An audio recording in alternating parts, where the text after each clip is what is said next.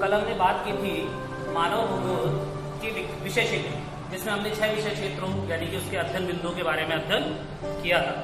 अब हम उससे आगे बढ़ते हैं और यहाँ पर बात करेंगे आज हम मानव भूगोल के विकास के युग, यानी कि मानव भूगोल का विकास प्राचीन समय से लेकर और आज के आधुनिक समय तक किस प्रकार से देखा गया है।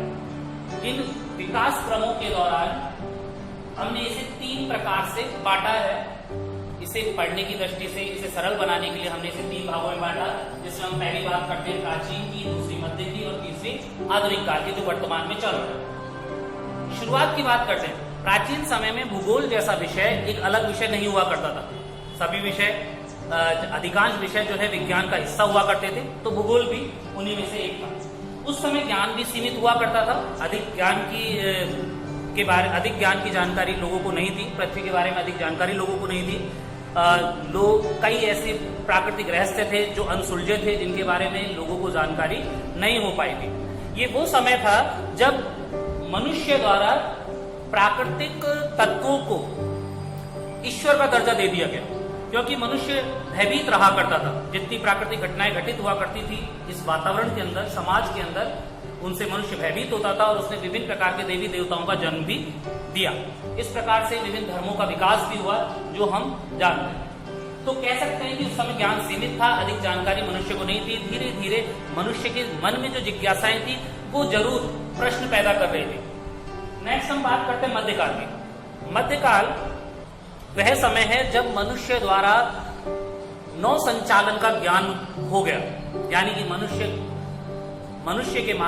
द्वारा विभिन्न प्रकार की खोजें की गई। जैसे मैंने यहाँ पर लिखा है, खोज व अन्वेषण का युग भी इसे कह सकते हैं। मध्यकाल को खोज व अन्वेषण का युग कहा जा सकता है, जिसका अर्थ है कि मनुष्य द्वारा विभिन्न प्रकार की जिज्ञासा को शांत करने के लिए कई प्रकार के खोज आविष्कार किए गए, और उन खोज और आविष्कारों के माध्यम से मनुष्य ने एक स्थान से दूसरे स्थान पर गमन करना प्रारंभ कर दिया, यात्राएं करना प्रारंभ कर दी। भूगोल का एक अहम हिस्सा होती है यात्रा, और यात्राओं के माध्यम से विभिन्न देशों महाद्वीपों को खोजा गया।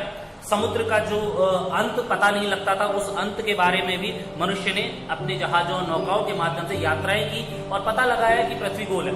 इस तरह के बहुत से रहस्यों से पर्दा हटना शुरू हुआ और धीरे धीरे मानव भूगोल विकसित होता हुआ दिखाई दिया।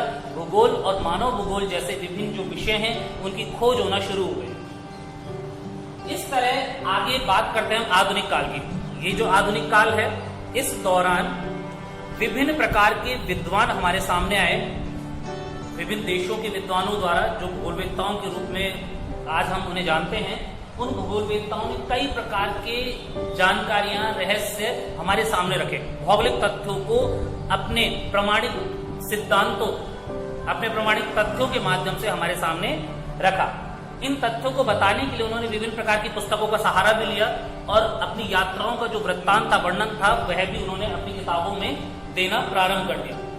इस प्रकार हमारी किताब के अनुसार अगर बात करें तो किताब में हमें बहुत से विद्वानों की जानकारियां दी गई हैं। वो कौन कौन से विद्वान हैं जिनके बारे में हमें बताया गया है, उनके नाम भी हमें याद होने चाहिए, क्योंकि पिछले बोर्ड के परीक्षाओं के अंदर आपके देश के, पर्टिकुलर किसी देश के 2 विद्वानों या भूगोलवेत्ताओं के नाम पूछे जा चुके हैं।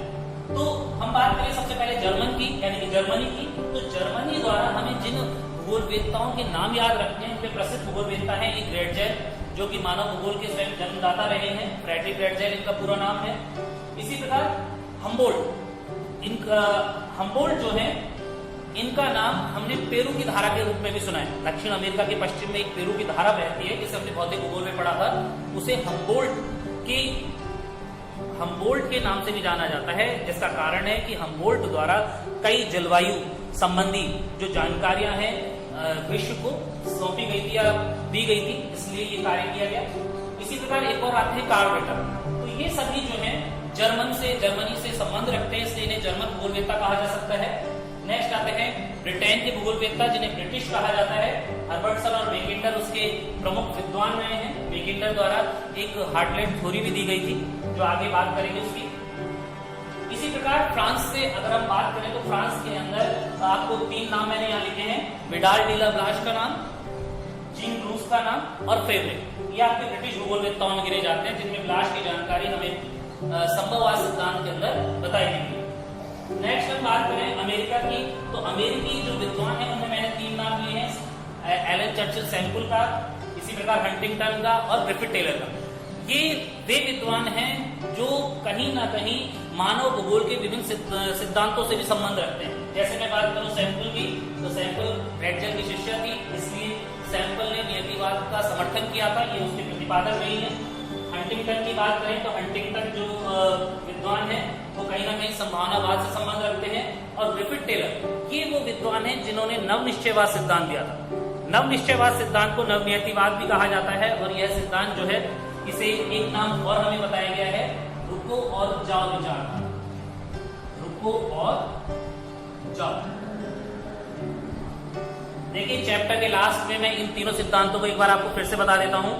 पहला सिद्धांत था नियतिवाद, जो रेडजेल द्वारा दिया गया, जिसमें प्रकृति को श्रेष्ठ माना गया। प्रकृति द्वारा मनुष्य से विभिन्न प्रकार के कार्य करवाए गए, विभिन्न प्रकार की मुश्किलें कठिनाइयां मनुष्य को दी गई, और हमेशा प्राकृतिक तत्वों को श्रेष्ठ बताने का प्रयास जो किया गया था वो नियतिवाद के अंदर किया गया, और रेडजेल और सैंपल उसके समर्थक रहे। इसी प्रकार दूसरा था हमारा संभावनावाद या संभववाद, जिसमें हमने बात की थी कि मनुष्य को श्रेष्ठ बताया गया, जिसमें प्राकृतिक तत्वों को गौण, प्रकृति को गौण और श्रेष्ठ मनुष्य को बताया गया। यानी कि मनुष्य अपनी बुद्धि, चतुराई और कौशल के माध्यम से विभिन्न प्रकार की प्राकृतिक घटनाओं पर विजय प्राप्त कर सकता है, तो इसलिए उन्होंने मनुष्य को हमेशा ऊपर बताया।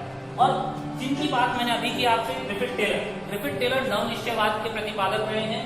इन्होंने अपनी जो थ्योरी है उसे नवनिश्चयवाद के साथ साथ रुको और जाओ भी कहा। और रुको और जाओ कहने का उनका जो तात्पर्य था वो तात्पर्य इसलिए था कि उन्होंने ट्रैफिक सिग्नल्स का सहारा लिया, जिसमें ग्रीन, येलो और रेड जो सिग्नल होते हैं उनको उन्होंने पर्यावरणीय तत्वों से जोड़ करके अपनी बात उदाहरण के रूप में बताई। उन्होंने कहा कि पर्यावरण में यदि किसी प्रकार के खतरे विकास के माध्यम से महसूस होते हैं तो हमें रुक जाना चाहिए, हमें आगे नहीं बढ़ना चाहिए। और अगर पर्यावरण को ध्यान में रखते हुए मनुष्य विकास करता है तो उसके लिए एक तरह से ग्रीन सिग्नल कहा जा सकता है और विकास किया जाना चाहिए। तो इस तरह से ट्रैफिक सिग्नल्स का सहारा लेते हुए उन्होंने अपने सिद्धांत को दिया था। इसलिए से रुको और जाओ विचारधारा कहते हैं। ये नियतिवाद के भी समर्थक रहे हैं, ये संभववाद के भी समर्थक रहे हैं, क्योंकि इन्होंने मानव के साथ साथ प्रकृति दोनों को ही श्रेष्ठ बताया। दोनों अपने अपने स्थान पर ठीक है, सही है, उचित है। और इस प्रकार से आपके मानव भूगोल के मूल तत्व नाम जो ये चैप्टर है आपका पहला चैप्टर, ये यहीं पर समाप्त होता है। इसकी जो भी मेन मुख्य बातें थी वो मैं आपको बता चुका हूँ, देख सकते हैं आप तब तक। नेक्स्ट वीडियो में हम अगले चैप्टर की बात करेंगे।